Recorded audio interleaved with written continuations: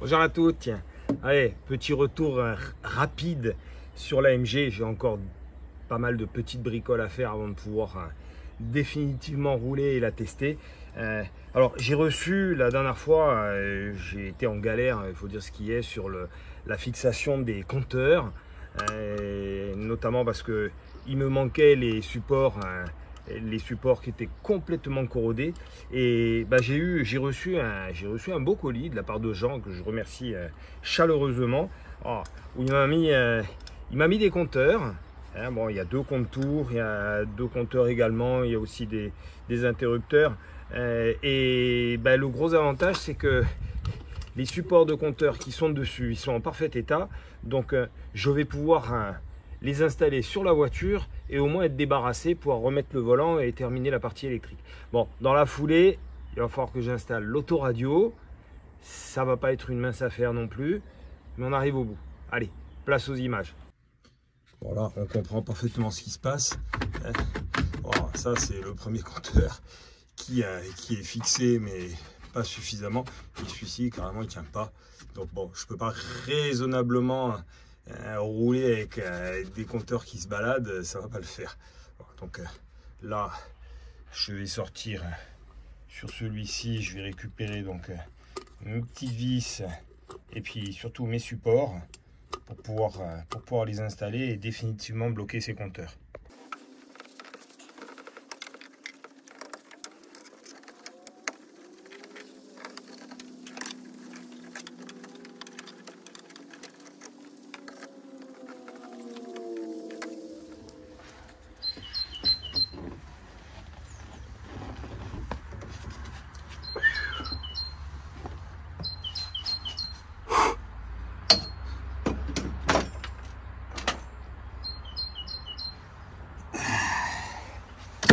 C'est de l'acrobatie.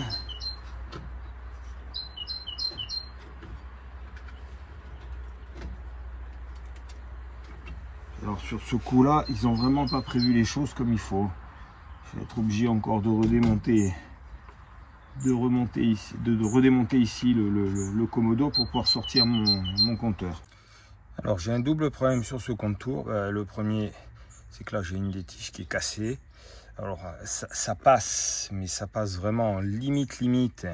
Et je suis pas sûr que si je serre un peu, soit pas mon écran en aluminium qui lâche, enfin, les filetages intérieurs qui lâchent. Et puis l'autre, le problème c'est qu'il est plein de poussière. Et c'est pas très esthétique. Alors j'ai le second contour, je pourrais, même si bon, on est exactement sur le même bloc. Donc là, les deux vis, enfin les deux tiges filetées sont en parfait état. Le corps en plus n'est pas oxydé du tout. Alors je pourrais me dire tiens bah je branche celui-ci en lieu et place. Sauf que si vous regardez bien ici, au-dessus de l'aiguille, il est bien marqué Negative Earth, donc une masse sur le négatif, alors qu'ici on est sur du Positive Earth. Donc ce que je vais faire, je vais quand même m'en servir. Je vais démonter juste le corps ici et le corps là, et je vais inverser toute la partie intérieure. Je vais la passer de l'un à l'autre. En fait, je vais pouvoir remonter ce corps là avec le contour de celui-ci. Alors les compteurs anglais, ils sont tous faits plus ou moins sur le même modèle. Voilà, donc là, il y a un cerclage chromé avec des petites languettes ici qu'on peut légèrement redresser, et ensuite on le fait tourner. Bon, là, en l'occurrence, il bouge déjà tout seul, donc je vais faire arriver les languettes en face des trous, et une fois que je suis en face des trous, ben voilà, ça s'ouvre comme ça. Alors celui-ci, ben, il a tenu simplement parce que toute la partie ici, comme vous pouvez voir, elle est cuite de chez cuite, donc je vais voir pour mettre un équivalent pour le remonter, que ça amortisse les vibrations. Alors une fois que le cerclage est sorti, donc là je vais extraire la glace tout simplement.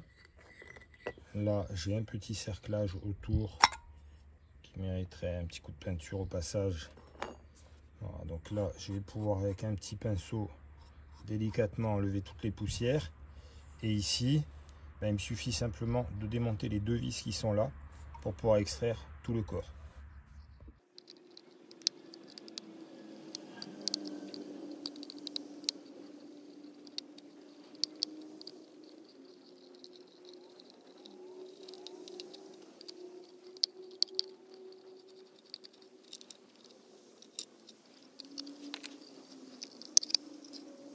Voilà, donc là c'est extrait. Je vais récupérer bon, là le caoutchouc ici qui est partiellement collé. Il va falloir que je le recolle sur sa platine ici parce qu'il joue le rôle d'isolant, et je vais faire la même chose avec l'autre. Alors le gros avantage, là je suis sur le second, donc le contour qui m'a été envoyé par Jean. Le gros avantage, comme vous pouvez voir, c'est que le caoutchouc d'isolation, il n'est pas comme celui du mien là, qui est complètement cuit, il part en morceaux. Donc là je vais remonter mon contour d'origine, je vais remettre ma glace et je vais tout remettre en place, et puis il est reparti pour un tour, sachant que je vais quand même remonter l'autre. Il me servira toujours comme banque de pièces au cas où, pour cette voiture voire pour une autre. Ça y est, allez, je vais remonter donc sur son nouveau corps. Alors, il n'y a plus de poussière, je n'ai plus qu'à le réinstaller sur la voiture. Bon, les adaptations c'est bien, mais faut rien oublier. Voilà. Et là, qu'est-ce que j'ai oublié? Donc ça, c'est celui d'origine. Si vous regardez bien, j'ai juste oublié, il y a un trou supplémentaire par rapport à celui-ci qui est prévu pour l'éclairage. Voilà, donc ce trou là, malheureusement, avec le corps du contour, je ne peux pas rentrer le support d'ampoule, et donc du coup j'ai pas trop le choix. Je suis obligé là de repercer, bon j'ai déjà commencé, pour pouvoir ensuite y insérer cette pièce, voilà, qui va venir s'insérer. En gros elle vient comme ça, voilà, sauf que là, comme je vous ai expliqué, il y a une pièce du contour qui passe, donc je ne peux pas insérer ce morceau-là de ce côté-là. Donc du coup, je suis obligé de percer comme à l'origine. Donc je vais percer pour pouvoir ensuite faire pénétrer cette pièce-là, remonter tout mon contour, et puis le réinstaller sur la voiture. Voilà, ça fait partie des aléas de l'adaptation.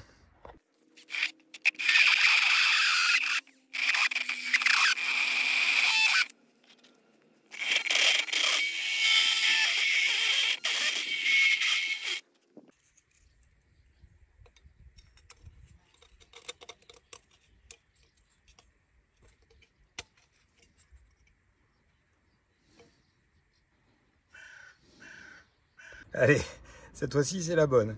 Hein, voilà, j'ai mon corps, je vais pouvoir mettre ma petite lampe pour éclairer le contour. Allez, j'ai plus qu'à remonter. Bon, ça va, ça n'a pas été trop compliqué. On dira que j'ai perdu un petit quart d'heure, 20 minutes pour pouvoir simplement mettre cette pièce là. Allez, je remonte. Allez, il n'est pas encore en place ce contour. Alors, le souci, donc ça, c'est une des pattes de fixation d'origine. Bon, on voit, elle arrive limite, mais il y a l'épaisseur. Alors normalement, il y a un joint ici, il y a l'épaisseur du support du tableau de bord. Donc logiquement, ça va. Ça, ce sont les attaches que j'ai récupérées qui viennent du compteur. Et le problème, c'est que le bloc compteur, il est plus court. Voilà, une comme ça, je n'en ai qu'une. Des comme ça, j'en ai 3. Donc il va falloir que je rallonge celle-ci pour pouvoir fixer mon contour, tout simplement. Voilà. Bon, pour le compteur, logiquement, elle devrait avoir la bonne taille. Même si, bon, rien n'est moins sûr à 100%. Mais logiquement, ça devrait être la taille pour le compteur. Donc je ne devrais pas avoir de problème. Bon, ceci étant dit, il faut quand même que j'en rallonge une pour pouvoir installer mon contour sur la voiture et qui bouge plus. Alors j'ai récupéré un bout de tôle. Donc ça, alors comme vous pouvez le voir, j'ai plié ici. Bon, je l'ai coincé dans les taux. Donc là, je vais souder là-dessus pour le rallonger à la bonne taille. Bien entendu, je vais couper ce côté-là et ensuite, je couperai en fonction de la longueur dont j'ai besoin.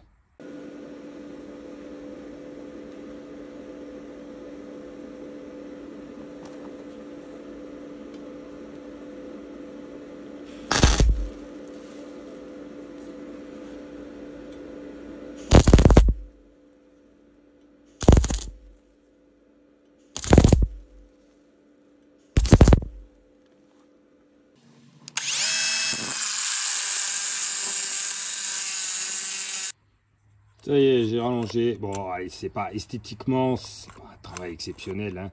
Par contre, j'en ai profité, je l'ai rallongé un petit peu plus, de manière à pouvoir, bon, j'ai suffisamment de marge ici pour serrer, de manière à être certain que ça soit bien pris sur le tableau de bord.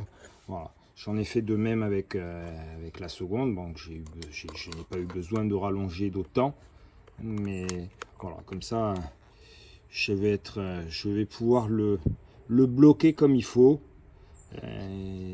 D'autant que je n'ai plus, à la base, il y a une espèce de petit joint de torique. Bon, malheureusement, j'en ai pas sous la main, donc je ne vais pas pouvoir faire ma petite protection ici.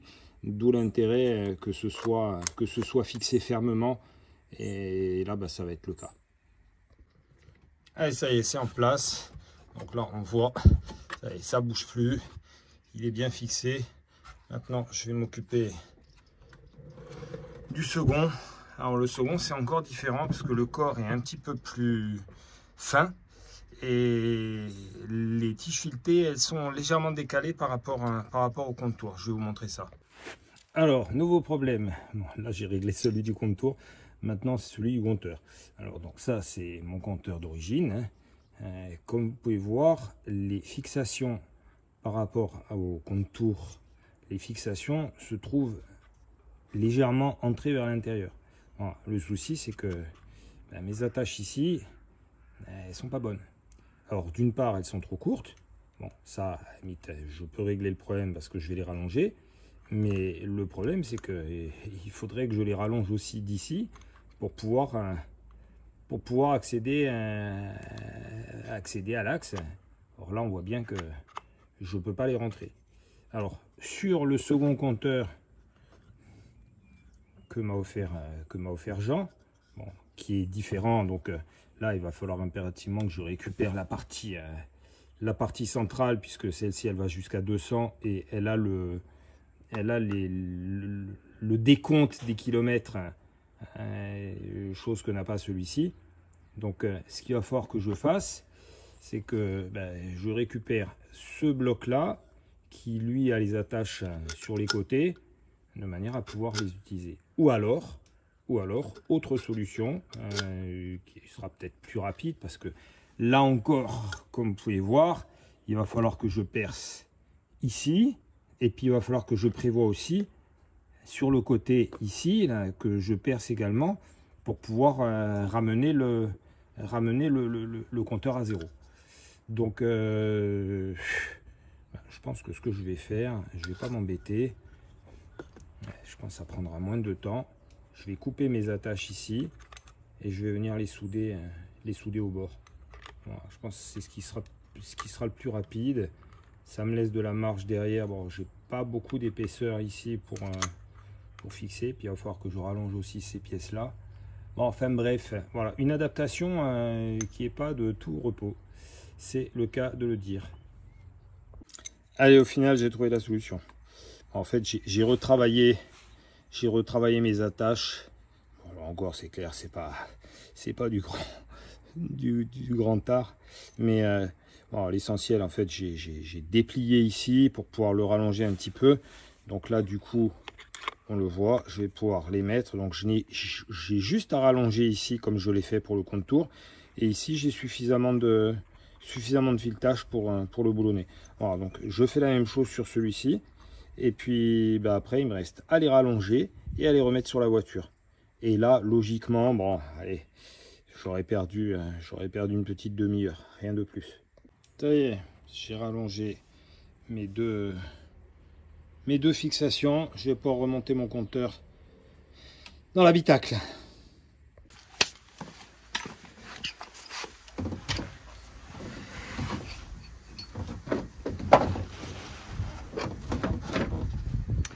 Ça y est, les compteurs sont en place. Ça bouge plus. Donc là, je peux resserrer mon volant. Surtout pas la clé à choc, parce que les filetages sont quand même assez fins. C'est un coup à les flinguer. Ce qui serait quand même embêtant d'être obligé de changer la colonne de direction.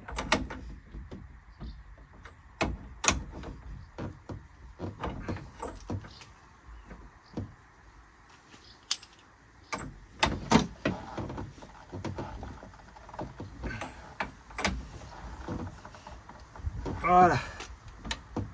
Allez. Un volant qui bouge plus. On va démarrer pour le plaisir.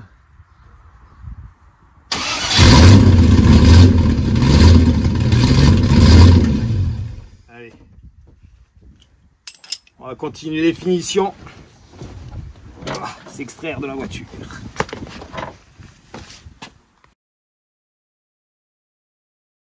Alors, on va revenir 2 ans en arrière, hein, donc sur notre Tour de Corse 2023, avec un petit événement qui nous était, on a eu un petit souci, enfin, j'ai eu un petit souci. Parce que c'est plus mais c'est plus le copilote que le pilote. Lors de la spéciale de Nové, là, ce qui s'est passé, c'est qu'il fallait prendre un embranchement. Voilà, sur le secteur de liaison, il était notifié 8 km et quelques, un embranchement à gauche. On a raté l'embranchement. Et on savait qu'il y avait une autre route. On savait qu'il y avait une autre route plus loin. Donc on a pris la route qui était un peu plus loin, sauf que ça nous a fait faire quand même quelques kilomètres en plus. On a pris le départ à l'heure. On a pris le départ à l'heure, mais retard. Voilà, et on s'était dit, c'est vraiment dommage. Si on avait un GPS, si on avait un écran avec les infos. Je précise, avant toute chose, dans la voiture il fait chaud. Donc les batteries des téléphones, voilà, pour ceux qui vont dire qu'on peut mettre notre téléphone en GPS, dans une voiture de rallye, il fait très chaud. Le téléphone en une demi-journée, si on l'utilise H24 pour la liaison, il se décharge. Il se décharge. Ouais. Alors c'est vrai que on cherchait un vrai poste radio. Bon, j'ai été démarché, on va pas se mentir, j'ai été démarché par des gens qui vous fournissent des écrans. Un est très beau. J'en ai un dans l'X3 d'ailleurs. Vous pouvez retrouver la vidéo sur la chaîne. Le seul souci, c'est qu'il faut déjà avoir un autoradio. Sans autoradio existant, c'est juste un écran, on ne peut rien faire avec. Donc, quand j'ai été démarché par la marque Atoto, je leur ai posé directement la question, est-ce que ce que vous allez me proposer, c'est un autoradio totalement indépendant, ou est-ce qu'il va falloir que je branche mon téléphone? Alors, ils m'ont dit non, c'est un autoradio. Et donc, il nous a envoyé ceci, qu'on prévoit donc de mettre... Qui prend la place côté copilote, qui a un GPS, où on peut aussi coupler un téléphone. Le Tour de Corse nous fournit les cartes liaison et les cartes spéciales. Donc on a juste à brancher, à envoyer la cartographie sur le GPS. Et normalement cette année, on ne se trompera pas sur des liaisons. Enfin en tout cas je me tromperai pas parce que c'est le boulot du copilote. Il n'y a aucune raison. Le boulot de pilote c'est de bien conduire et qu'on ne sorte pas de la route. Le boulot du copilote c'est le trajet routier et les notes au bon moment. Tout à fait. Pendant la spéciale. Donc, ben on va ouvrir ça puisque je n'ai pas encore ouvert. Allez, on va voir ça.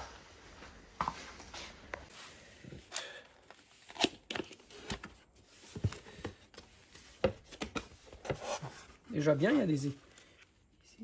Ah ouais, c'est des protections d'écran. Ouais. Des protections d'écran. Ah ça c'est cool. Il y a une SIM card. Une carte SIM. Il y a une carte SIM. Ouais. Tu vois? Bon, elle est là. Exact. Bon, mais il va falloir voir. Il y a 100 mégas pour essayer. Donc ça veut dire qu'il peut être connecté à la 5G. Ah bah, génial. On peut connecter le poste radio génial, à Internet. Génial. Donc ce qui veut dire que dans les liaisons, plutôt que d'avoir de la musique, ah oui, ça on a oublié de préciser. Oui, parce qu'on est effectivement, enfin en Corse, on est connu pour être le seul équipage à écouter la radio, enfin avoir la radio dans une voiture de course. On l'avait dans la Lotus. Et c'est en fait c'est très reposant, notamment pour tous les secteurs de liaison. Ça permet de... On est le seul équipage qu'on a rencontré, parce qu'on a fait quelques rallyes sur le continent dans le sud de la France. Oui. On a rencontré des équipages en GT qui avaient la clim. Qui avaient la climatisation. Mais qui n'avaient pas la radio. Non. Nous, on aurait bien aimé avoir la clim aussi, hein, parce que des fois, il fait très chaud dans les voitures. On ne peut pas tout avoir. Mais au moins, on a la musique pour se détendre dans les liaisons. Alors, là, on a le QR code, donc guide rapide de manuel en ligne. Donc ça, a priori, c'est pour le montage, la garantie. Bon, je le flash après et on regarde. Alors, bon, c'est bien emballé. Ouais, c'est effectivement. Donc, on est effectivement sur un autoradio. Voilà, bah, c'est parfait. Bon, au niveau des prises, là. Il y a tout qui est là, je pense. Oui, là, il y a un carton. Hop là, il y a un petit carton blanc. Il va certainement y avoir tous les connecteurs dedans. Oh, c'est parfait. Je crois qu'il y a beaucoup de connecteurs. Oui, mais en même temps, tu vois, il y a un certain nombre de... Ouais, ben, elles sont là. C'est des sorties antennes Wi-Fi, Bluetooth. C'est parfait. Voilà. Parking brake, donc frein à main. C'est quoi? Ok, sortie audio arrière, rear. Ah ouais, il y a vraiment... Il y a tout, il y a même la visserie. Ça, c'est l'antenne GPS. Ouais. Ah, bah, c'est top. Ça, c'est le micro, comme il fait Bluetooth. Ok. Donc, il fait Bluetooth, donc logiquement, USB. on va pouvoir passer des appels avec. Oui. Alors, USB, c'est très pratique parce qu'on a... Bah, on l'avait mise, la prise USB, il me semble pas sur celle-ci. Hein. Non. C'est pratique de l'avoir. Et toute la visserie avec les pattes de fixation. Et là, toutes les sorties audio, vidéo, caméra. Bon, bah, franchement, ils font pas les choses à moitié. Non. C'est parfait. Il y a tout ce qu'il faut. Alors ça, je sais pas du tout ce que c'est. 4G, antenne 4G. Antenne 4G. Voilà, c'est la première fois que j'en vois une. Bah, c'est plat. Et là, c'est écrit 4G antenne. Donc, c'est pour ça qu'il y a la carte. Il est autonome. Il n'y a même pas besoin de brancher un téléphone. Il doit y avoir Android à bord. Sûrement, on n'a pas regardé, on n'a pas branché. Mais il doit y avoir Android, donc YouTube et compagnie. C'est génial. C'est génial. Ouais, puis on va bien s'amuser avec la musique à bord. Oui. Bon, il va falloir qu'on mette des enceintes par contre. Ça, c'est pas le plus compliqué. Bon, on l'a fait sur les Lotus, donc. Bon, bah, on sait ce qu'on a à faire la prochaine fois qu'on travaille sur l'AMG. Oui. Voilà, montage du poste. Franchement, je pensais pas qu'il y avait... qui faisait 4G, 5G. Ah bah, tu vois. Hein. Franchement, 5G. Avec une carte SIM, tu as 100 mégas d'offert pour essayer. Ah bah, c'est super. Franchement, je suis impressionné. Impec. Parfait. Allez, les problèmes... Je ne vais pas dire les problèmes continuent, mais les soucis commencent.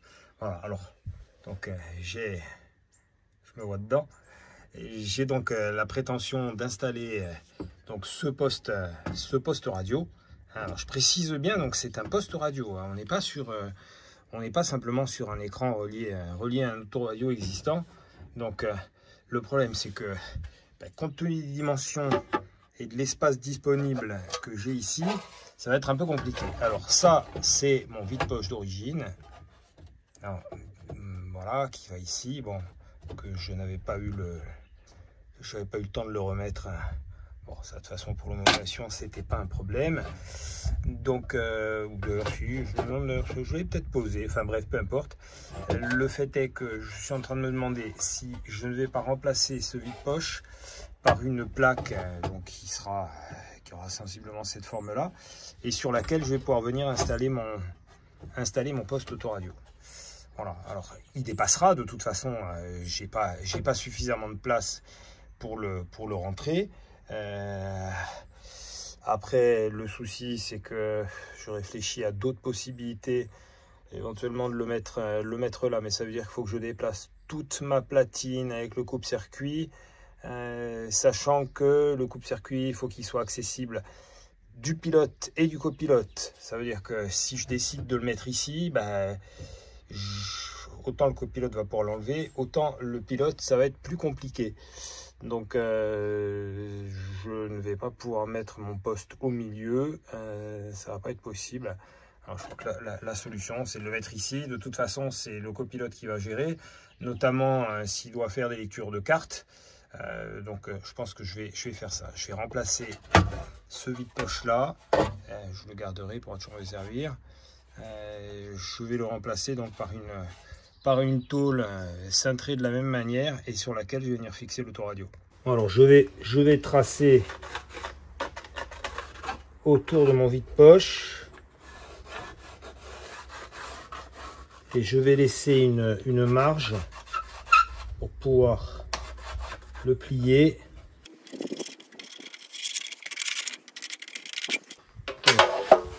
Maintenant que j'ai ma marque ici, je vais laisser une marge tout autour. Alors sauf là, puisque ici, tiens d'ailleurs, il va falloir que je mette les empreintes des trous pour pouvoir le fixer. Voilà. Et puis très bien taillé. Et ça ira comme ça. Donc là, je me laisse une marge. Comme ça, je vais le plier comme on voit ici. Voilà, le bord est plié, ce qui va permettre de renforcer l'ensemble. Sachant que par-dessus, je viendrai vraisemblablement souder le support de l'autoradio. Voilà, il faut que cette pièce-là, elle soit amovible. Donc, je vais la cintrer. Elle va se cintrer à peu près ici.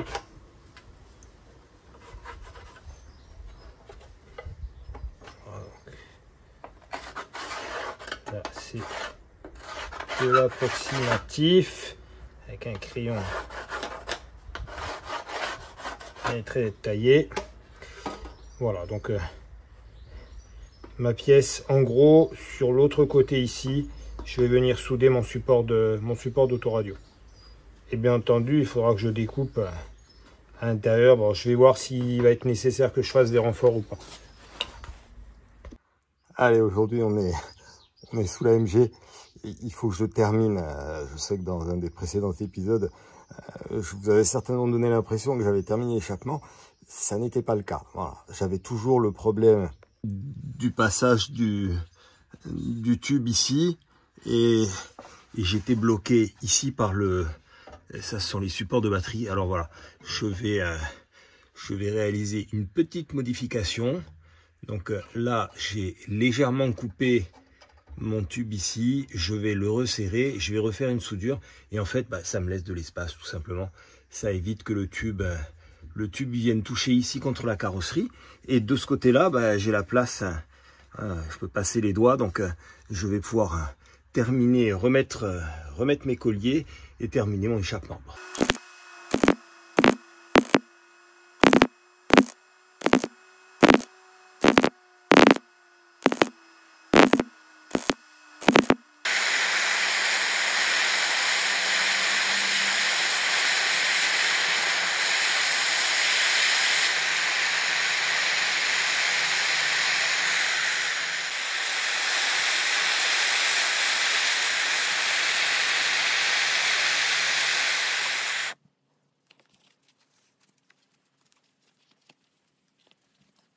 Allez, je vous explique le pourquoi du comment.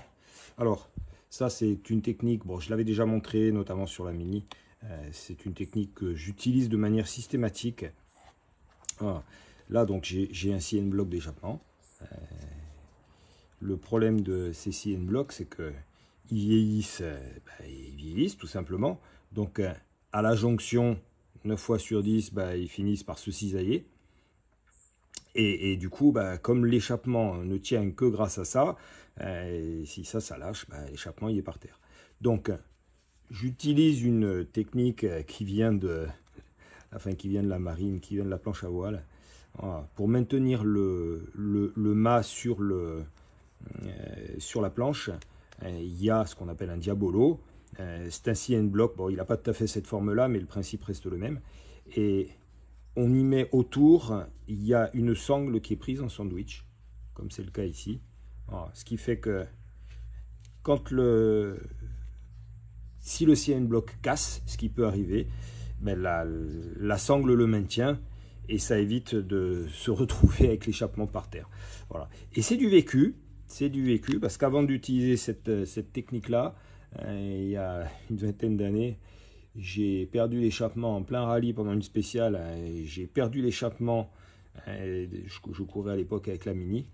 J'ai perdu l'échappement et on a été obligé de le mettre entre nous parce que bon, l'échappement libre c'était juste intenable. Donc on s'est arrêté, on a récupéré l'échappement et on a fini la spéciale avec l'échappement entre les baquets. C'était pas terrible, mais voilà, on n'avait pas trop le choix. Grâce à ce système-là, c'est une mésaventure qui ne nous est plus jamais arrivée. Alors voilà ce que ça donne. Bon, là, je vais descendre le cric. Voilà, donc là, mon échappement, il bouge plus. Il est sur CN block. Et si le CN block venait pour X raison à se déchirer, mon échappement resterait en place grâce à cette sangle qui est donc prise en sandwich avec le plancher. Voilà, donc bon, c'est des petits détails qui rendent bien des services parce que, comme je vous dis, ça peut casser et quand ça casse, si on n'a rien prévu, on est bien embêté. Ça y est, mon échappement est définitivement en place. Bon, il y a eu quelques petites adaptations, faut avouer. Il a fallu que je reprenne les tubes. Bon, c'est pas du grand art, mais l'essentiel c'est que ça tienne. Et puis surtout, voilà, là on le voit bien, j'ai de la place de ce côté-là, j'ai de la place ici. Au niveau du réservoir, en termes de sécurité, bon, on est bien, même si je pense, j'ai une bande thermique, je vais la rajouter tout du long ici. Ça sera toujours un petit plus. Voilà, donc ma ligne est prête. On voit tout au fond, donc désormais, il y a le CN block qui maintient en sortie de moteur. Voilà, donc maintenant, il n'y a plus qu'à, ça ne bougera plus. Et on a quand même gagné, par rapport à la garde au sol, parce qu'on était quand même vraiment très très bas. Et ça touchait de partout. Bon, là, je pense que cette fois-ci, ça devrait être bon. Alors là, je vais réaliser un réglage de l'allumage à la lampe stroboscopique. C'est une opération que je n'ai pas été amené à réaliser jusqu'à présent. Bon, elle a été calée en statique, mais là, je vais caler le moteur en dynamique pour avoir quelque chose de plus précis. Donc, j'ai installé ma starter box, comme d'hab. Donc là, j'ai branché l'allumage et je vais démarrer.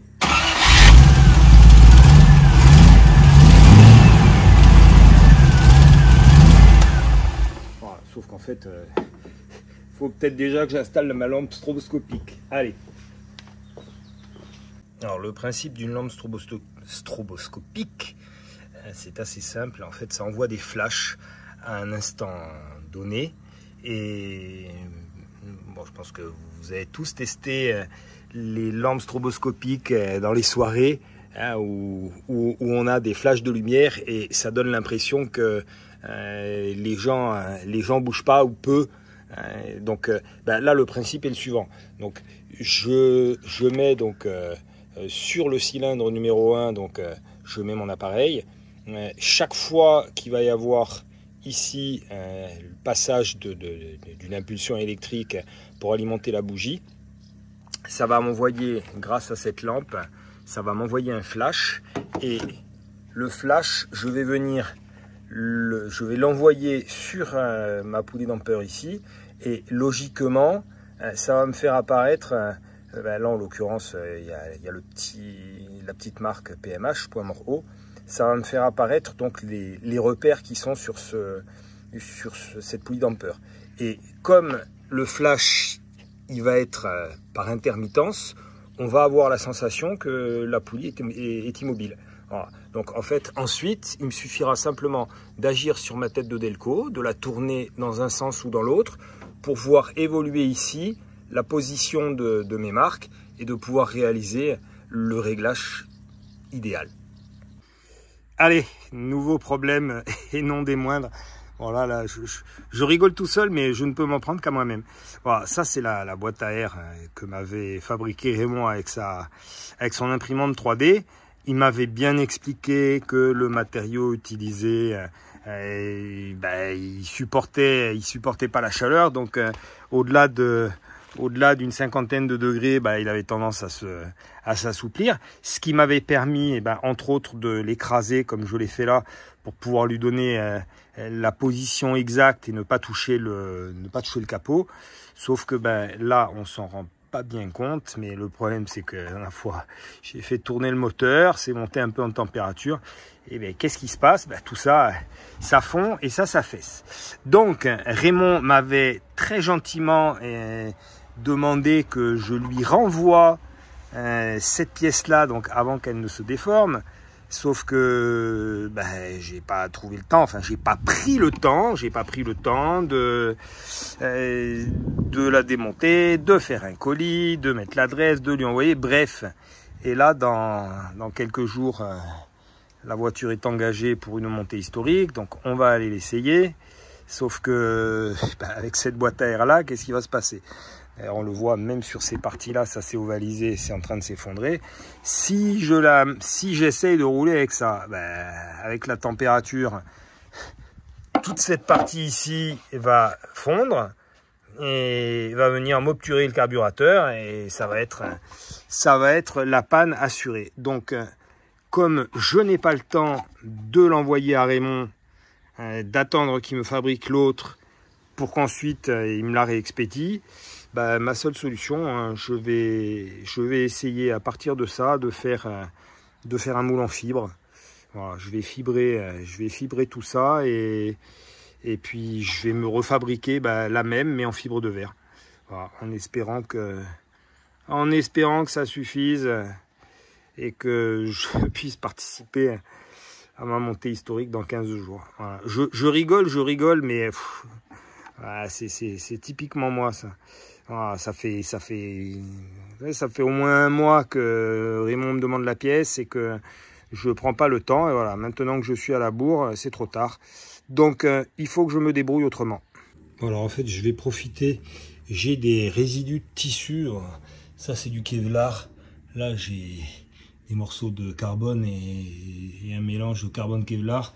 Et j'ai des plaques. Il me reste des morceaux de... Ça, c'était du carbone Kevlar que j'ai conservé, c'est un petit moment que je les ai, et en fait je vais m'en servir de support. Alors, je vais refaire donc ma pièce, et là pour commencer je passe dessus de l'alcool polyvinylique. Alors l'alcool, on va y arriver. Pourtant, j'en ai pas bu. Donc, l'alcool polyvinylique, c'est un agent de démoulage. En fait, ça laisse, on va le passer sur la pièce. Là, j'ai déjà commencé. Ça va laisser un petit film tout fin. Et ensuite, quand je vais passer ma fibre de verre avec ma résine, une fois qu'elle sera sèche, ça ne va pas adhérer entre les deux. Voilà, donc le démoulage va se faire assez facilement.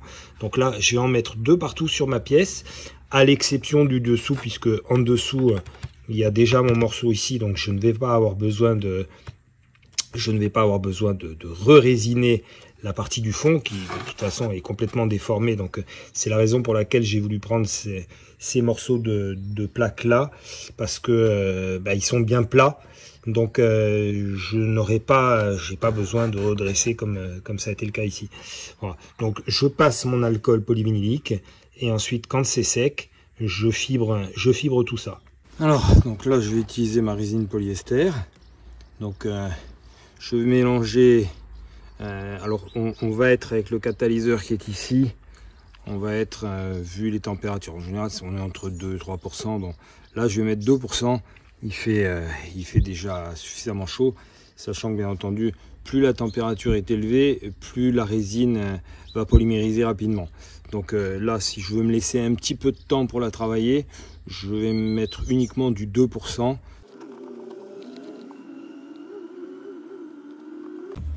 Voilà, je vais commencer par 100 ml. Donc là, je vais rajouter 2 ml. Je suis pile poil dessus.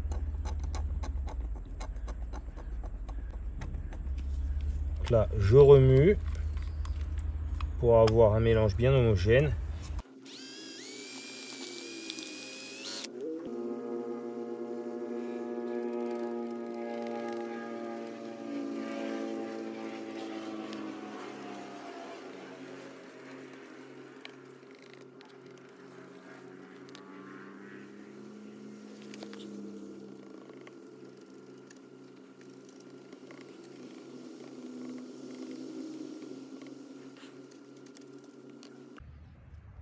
Je l'ai mis au soleil pour que ça sèche plus vite, que ça polymérise plus vite, et une fois que ce sera sec, bon là ça commence déjà à être sec au toucher. Je vais attendre que ce soit bien sec à cœur et puis je vais démouler. Bon là c'est clair que vu comme ça ressemble à pas grand chose.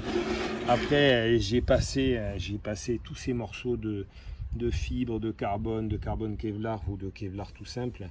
Et ça traînait dans mon stock et bon ça allait finir à la poubelle, donc autant les utiliser. Ça sera toujours un petit plus.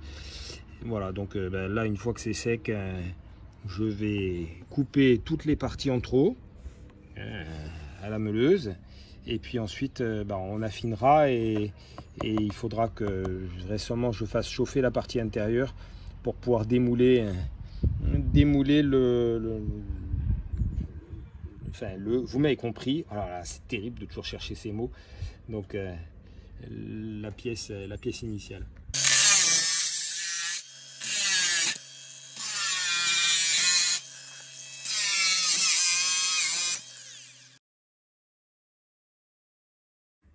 Allez, pendant que je suis en train de travailler sur la MG, j'ai l'alerte. Ça y est, le camion va retrouver la route.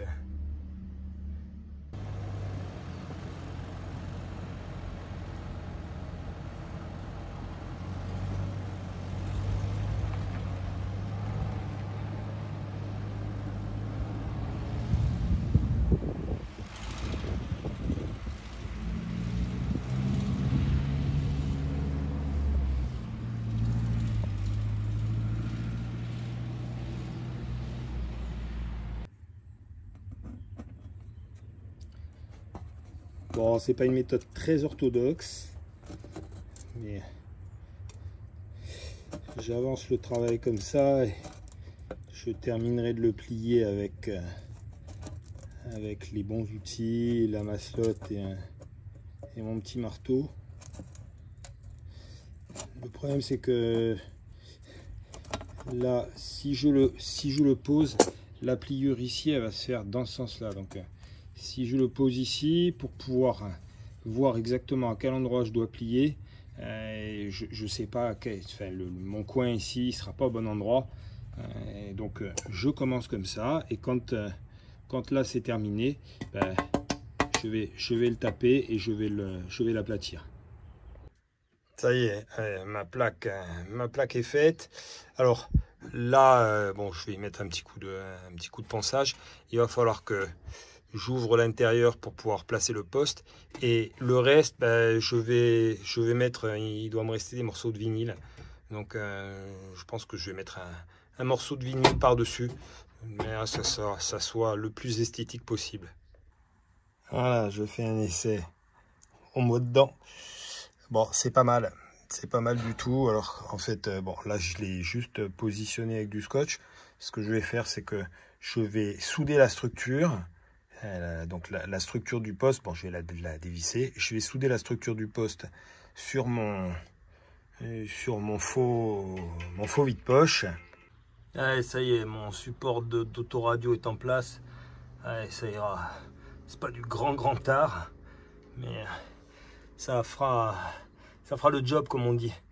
J'ai mis le poste, enfin j'ai mis le poste. Là, il est juste posé dessus. En fait, je voulais voir. Donc là, j'ai installé les harnais et je veux voir. Bon, voilà, j'ai une accessibilité tout en étant attaché. Donc c'était le but. Donc là, c'est bien. C'est bien. Bon, de toute façon, je pense qu'il n'y a pas beaucoup d'autres solutions pour installer ce poste pour qu'il soit esthétique. Bon, après, les goûts et les couleurs, hein, disons que ça fera largement l'affaire. Là, c'est toute la connectique pour ce poste. Alors, il y en a que je reconnais. Hein.